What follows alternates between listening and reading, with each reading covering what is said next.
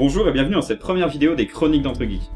Donc ces vidéos ont pour but de vous faire découvrir le site entregeek.com, qui est donc le premier site communautaire dédié à la culture geek, où vous pourrez retrouver diverses sorties organisées sur diverses régions, des parties en ligne sur vos jeux préférés, des streams et évidemment tout ce qui est là pour la discussion, forum et chat.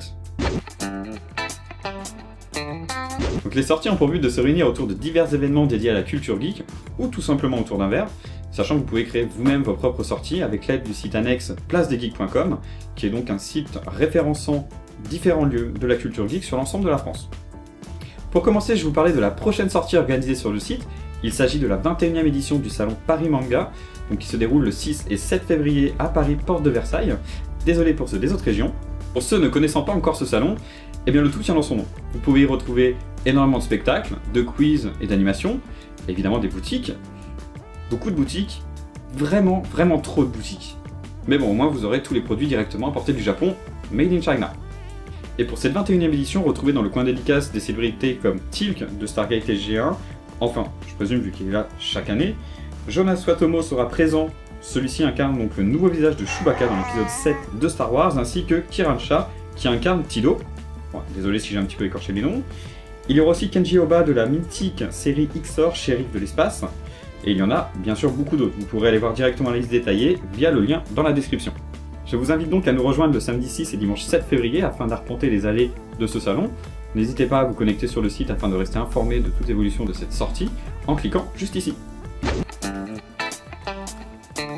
Sur Entregeek, nous organisons régulièrement des parties en ligne sur différents jeux afin de vous faire découvrir quelques perles rares ou tout simplement de jouer sur vos jeux préférés et passer une bonne soirée tous ensemble, sachant que vous pouvez bien sûr créer vos propres parties et inviter les membres du site à jouer directement avec vous. Nous avons également des rendez-vous réguliers, comme les mercredis du Meporg. Donc tous les mercredis, nous nous retrouvons sur un MMO différent afin de tester et se faire un avis sur la masse de MMO existants. Donc c'est vrai qu'en solo, cela peut être long et fastidieux de monter de niveau, et c'est toujours plus sympa à plusieurs. Nous avons également les dimanches de la glande où nous nous retrouvons autour d'un petit jeu simple comme Worms ou Speedrunner, ou d'autres jeux où on n'a simplement pas besoin de réfléchir pour terminer la semaine tranquillement. Donc n'hésitez pas à nous rejoindre. Nous organisons régulièrement des concours afin de vous faire remporter différents lots, comme des jeux ou des goodies, donc n'hésitez pas à vous rendre sur le site régulièrement afin de vous tenir informé des prochains concours, sachant qu'un concours est actuellement en ligne pour vous faire remporter le jeu Spelunky ou Mushroom 11 disponible sur Steam. Pour participer, rien de plus simple, vous allez sur la fiche du concours et notifier votre participation. Dans chaque vidéo vous sera présenté un manga, un film, un anime ou tout autre, et d'ailleurs nous allons commencer avec l'anime One Punch Man.